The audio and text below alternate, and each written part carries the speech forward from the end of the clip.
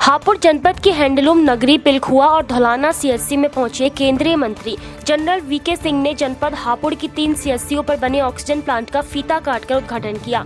Oxygen plant के उद्घाटन के दौरान केंद्रीय राज्य मंत्री जनरल वीके सिंह का क्षेत्रीय कार्यकर्ताओं द्वारा जोरदार स्वागत किया गया। ये दूसरा कर रहे हैं।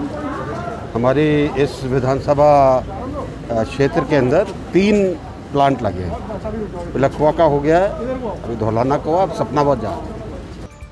उत्तर प्रदेश के डीजीपी मुकुल गोयल अयोध्या दौरे पर रहे, जहां सबसे पहले उन्होंने राम जन्मभूमि में विराजमान रामलला का दर्शन कर मंदिर निर्माण की तैयारियों का जायजा लिया।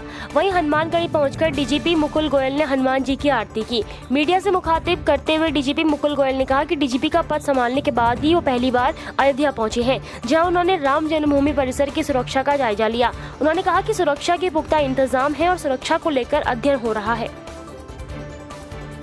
के डीजीपी का पद संभालने के बाद ये मेरा पहला विजिट था अयोध्या का। इस दौरे में एक तो मैंने राम जन्मभूमि है वहाँ का विजिट करके वहाँ की जो सुरक्षा व्यवस्था है उसके बारे में ब्रीफिंग ली है और वहाँ पर क्या व्यवस्था है उसको जाना है। और साथ ही हमने यहाँ पर अयोध्या रेंज के सारे जो अफसर्स हैं उनकी भी बैठक लेके यहाँ के जनपदों की रेंज की क्या समस्याएं हैं जो कि मुख्यालय स्तर की हैं उनके बारे में जानकारी प्राप्त करने की कोशिश की है। और अयोध्या के थाना कैंट स्थित शहादतगंज हनुमानगढ़ी में एक युवक ने नशे की हालत में बम होने की फर्जी सूचना दी। सूचना की वजह से पूरे प्रशासन में हड़कंप मच गया। डॉग स्क्वाड और बम निरोधक दस्ते के साथ मौके पर पहुंची पुलिस और बीडीएस टीम ने हनुमानगढ़ी परिसर की तलाशी ली। कुछ भी न मिलने पर सूचना देने वाले युवक को पुलिस ने गिरफ्तार कर लिया है। पहले एक कॉलर ने सूचना दी कि थाना कैंट क्षेत्र में शहादतगंज एरिया में स्थित हनुमानगढ़ी मंदिर बम रखा हुआ है। प्राप्त सूचना पर तत्काल पुलिस की मौके पर पहुंची। यहाँ पे भंडारा चल रहा था। तुरंत यहाँ पे लोगों को इवैक्यूएट कराया गया। बीडीडीएस टीम और डॉग स्क्वाड टीम के द्वारा थॉरोली मंदिर के अंदर और बाहर सर्च किया गया। कोई भी ऐसी आपत्तिजनक वस्तु यहाँ नहीं मिली। सराउंडिंग एरिया भी वाहन इत्यादि चेक किए गए, कोई ऐसी नहीं मिली।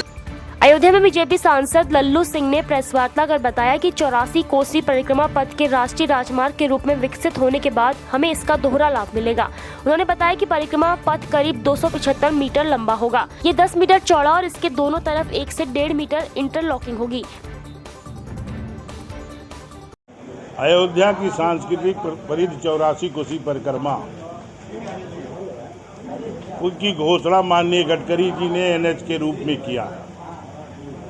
माननीय प्रधानमंत्री नरेंद्र मोदी जी के नेतृत्व में अयोध्या का जो सर्वांगीण विकास हो रहा है, प्रभु श्री राम की जन्मस्थली इस देश ही नहीं दुनिया का सर्वोत्तम नगर बने, यह जो माननीय प्रधानमंत्री जी की दृष्टि है, उत्तर प्रदेश के मुख्यमंत्री पूज्य योगी आदित्यनाथ की दृष्टि है, उसमें गडकरी जी, केशव मौर्य जी, अन्य सारे मंत्री जो हैं उसमें अपने अपने विभाग का काम तेजी के साथ कर रहे हैं। 2015 से हम लोग इस प्रयासरत थे कि 84 कोसी परिक्रमा एनएच घोषित हो जाए और उस पर पड़ने वाले जो हमारे साधु जो ऋषि मुनियों की कुटिया हैं, मुनियों स्थली है, तपोस्थली है, जो हमारे धार्मिक स्थल है, प्रभु श्री राम के आने के पहले, प्रभु श्री राम के समय के, उन सब पर हम पूरे देश और दुनिया को घुमा सकें, उसको दिखा सकें और उसको संस्कार केंद्र के रूप में हम डेवलप करना। रामनगरी में मोक्षदायिनी सरयू नदी एक बार फिर उफान पर है और एक बार फिर सरयू ने खतरे के निशान को पार कर दिया है। खतरे के निशान से 9 सेंटीमीटर ऊपर सरयू का जलस्तर पहुंच चुका है और अनुमान लगाया जा रहा है कि 3 से 4 सेंटीमीटर जलस्तर और बढ़ने की संभावना है। निचले इलाकों में सरयू के जलस्तर बढ़ने के कारण हड़कंप मचा है। आज सुबह 8 बजे का 92.820 है जो कि खतरे के निशान से 9 सेंटीमीटर ऊपर बह रही है अभी। तकरीबन आज 24 तारीख को लगभग 2 या 3 सेंटीमीटर और बढ़ने की अभी उम्मीद है।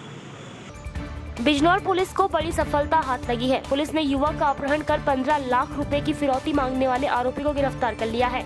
बता दें कि उत्तराखंड के ऋषिकेश से 8वीं के छात्र का अपहरण कर आरोपी युवक ने पिता से 15 लाख रुपए की फिरौती मांगी थी, जिसके बाद मोबाइल लोकेशन के आधार पर स्थानीय पुलिस द्वारा आरोपी को पकड़ा गया। इसी केस में आज भुवनेश नाम के एक लड़के का जिसकी उम्र 13 वर्ष थी, कुछ लोगों ने अपहरण किया था। उसके पिता एम्स में सुपरवाइजर हैं गोपाल कृष्ण उप्रेती। अपहरण करके जब लोग वहां से फरार हुए, वहां की स्वाट सर्विलांस टीम ने बिजनौर की टीम से संपर्क किया, वार्ता हुई। उन्होंने कहा कि 15 लाख रुपए की फिरौती मांगी गई है। लोकेशन ट्रेस किया जा रहा था। धामपुर पुलिस को निर्देशित किया गया। वहाँ के SHO, स्वाट और CO साहब ने घेराबंदी करके 4 व्हीलर गाड़ी से, बस से एक अभियुक्त को, मैं लड़के को, भुवनेश को बरामद किया है। रायबरेली में दुर्घटना में घायल बच्ची का लापरवाही से इलाज करने के मामले ने जब तूल पकड़ा तो जिलाधिकारी एक्शन पर आ गए। DM वैभव श्रीवास्तव ने जिला अस्पताल का औचक निरीक्षण किया, जिससे अस्पताल में हड़कंप मच गया। बीती रात दुर्घटना में घायल एक बच्ची का इलाज न होने की वजह से भाजपा नेता संतोष पांडे ने हंगामा काटा था और घायल बच्ची को लेकर DM आवास के बाहर धरने पर बैठ गए थे, जिसके बाद सूचना मिलने पर पहुंचे DM ने तुरंत स्वास्थ्य विभाग की टीम को बुलाया और जाँच के निर्देश दिए हैं। जिला अस्पताल में की व्यवस्थाओं को देखने आए थे। कोई किसी पेशेंट को कोई समस्या तो नहीं है, कोई अन्य सामाजिक गतिविधियाँ तो नहीं है, तो कुछ कमियाँ मिली हैं, उसके लिए हमने CMS को निर्देशित कर दिया।